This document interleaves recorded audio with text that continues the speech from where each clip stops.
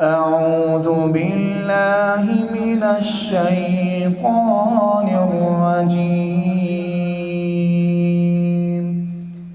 بسم الله الرحمن الرحيم.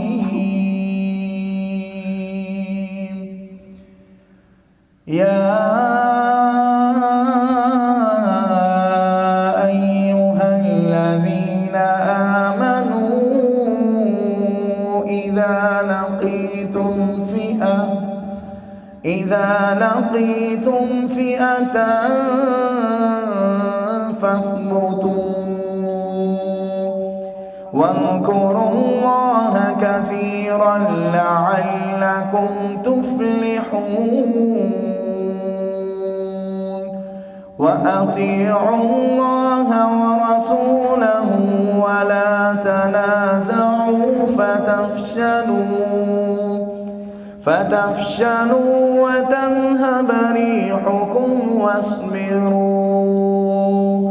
إن الله مع الصابرين. ولا تكونوا كالذين خرجوا من ديارهم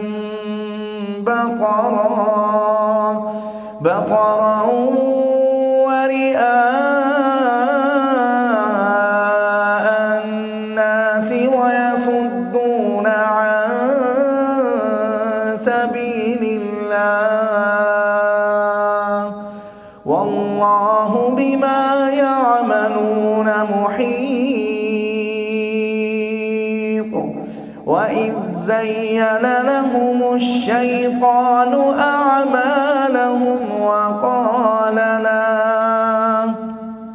وقال لا غالب لكم اليوم من الناس وإني جار لكم فلما تراءت الفئتان نكص على عقبيه وقال إني بريء منكم إني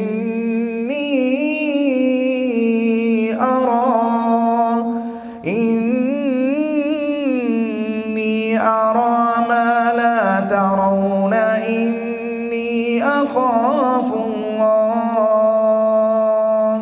والله شديد